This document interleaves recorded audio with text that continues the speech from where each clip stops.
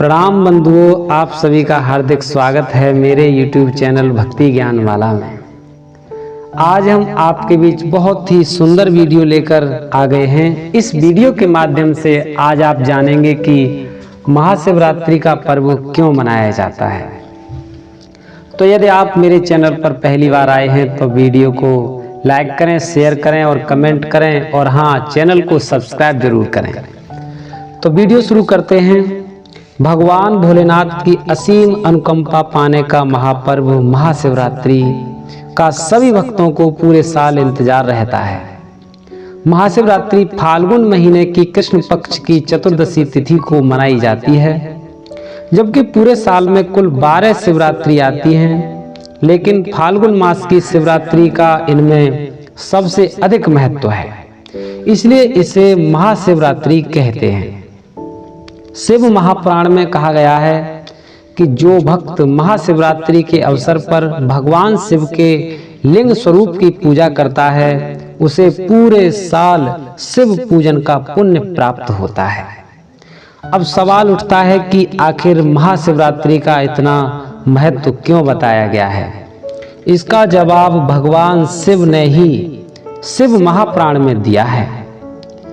पहला, शिव महापुराण के अनुसार सृष्टि के आरंभ में ब्रह्मा और विष्णु के बीच श्रेष्ठता को लेकर विवाद हो गया कि आखिर दोनों में श्रेष्ठ कौन है।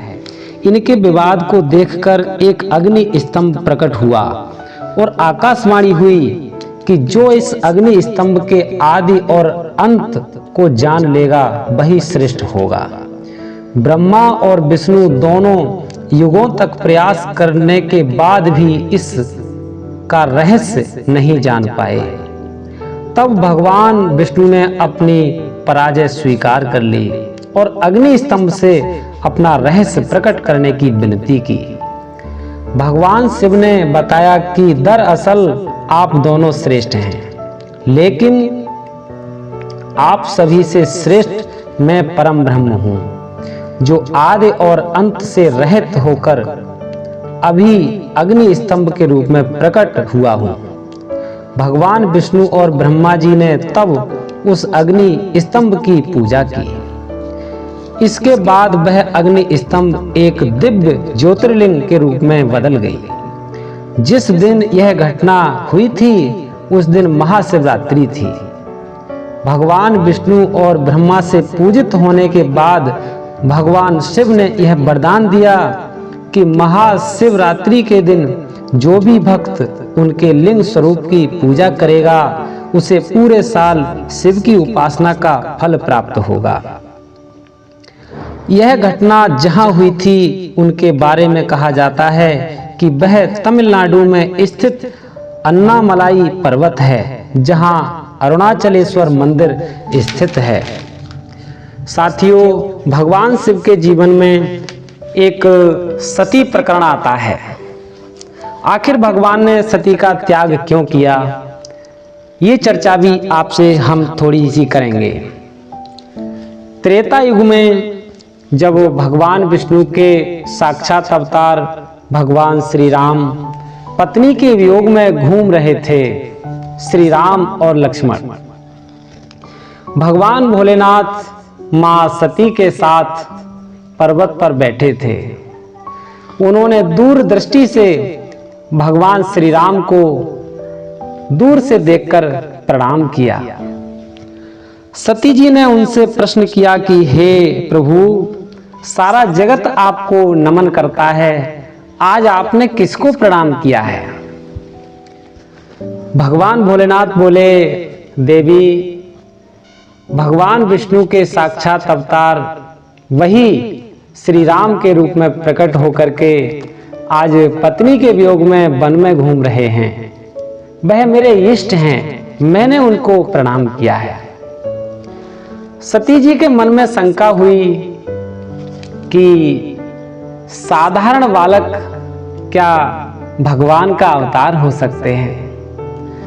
प्रभु जान गए सती के हृदय की बात और बोले, श्री रामचरितमानस में लिखा है बाबा गोस्वामी तुलसीदास जी ने, जो तुमरे मन कछु संदेहु तो क्यों न जाहे परीक्षा ले हो। अगर तुम्हें कुछ संदेह दिखाई दे रहा है तो आप जाकर परीक्षा क्यों नहीं लेती। लेकिन यह परीक्षा लेना आपको बड़ा कठिन पड़ेगा। लेकिन आज मां सती ने भगवान भोलेनाथ की बात को नहीं माना और जाकर के परीक्षा लेने चली गई। जहां भगवान श्री राम और लक्ष्मण वन में भटक रहे थे और जाकर के उनके समक्ष मां सीता का रूप धारण करके उनके सामने प्रकट हो गई। प्रभु श्री राम पहली ही नजर में जान गए कि ये तो माता सती हैं और उन्होंने हाथ जोड़कर माता कहकर उनको पुकारा कि प्रणाम माता, भगवान भोलेनाथ मेरे इष्ट कैसे हैं। अब चूंकि उनका पूरा राज खुल चुका था, सती जी शर्म के मारे पुनः वापस लौट आई और प्रभु भोलेनाथ के करीब जाकर खड़ी हो गई। भगवान भोलेनाथ ने कहा, आप परीक्षा ले आई। आज मां सती ने भगवान भोलेनाथ से झूठ बोला कि नहीं, मैंने परीक्षा नहीं ली। भगवान भोलेनाथ अंतर्यामी हैं, उनके हृदय की बात को जान गए और आज भगवान भोलेनाथ ने मां सती को मन से त्याग दिया कि अब मैं आपको पत्नी रूप में स्वीकार नहीं कर सकता। क्यों? क्योंकि भगवान विष्णु मेरे इष्ट हैं, उनकी अर्धांगिनी माता लक्ष्मी जी हैं और वही इष्ट त्रेता युग में श्री राम बनकर आए हैं और उनकी पत्नी सीता जी हैं। अर्थात आपने सीता जी का रूप धारण किया है, क्योंकि वह लक्ष्मी का अवतार हैं।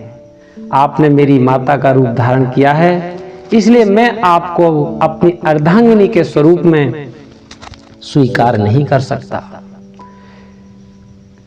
भगवान की यह बात मां सती जी भी जान गई कि प्रभु ने मुझे त्याग दिया।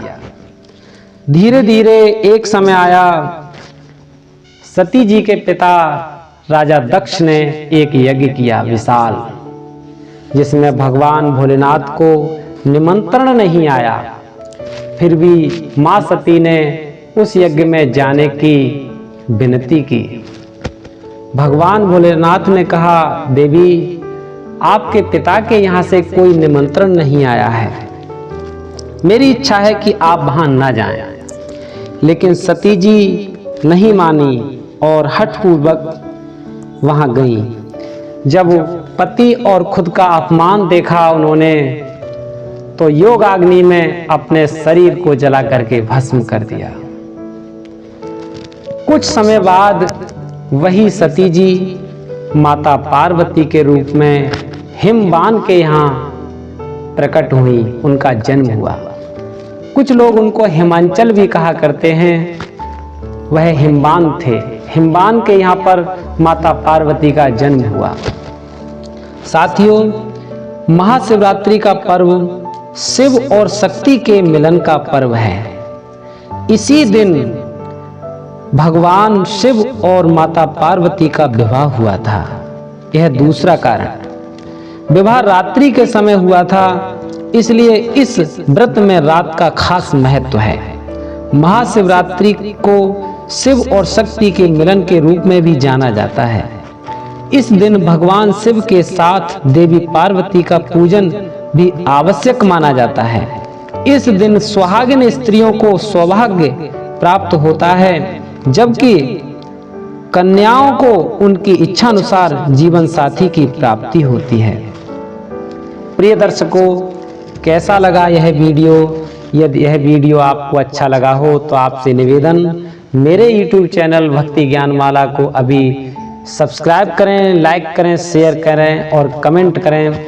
इसी तरह की ज्ञानवर्धक और आध्यात्मिक वीडियो लेकर हम पुनः अगली वीडियो में उपस्थित हो जाएंगे।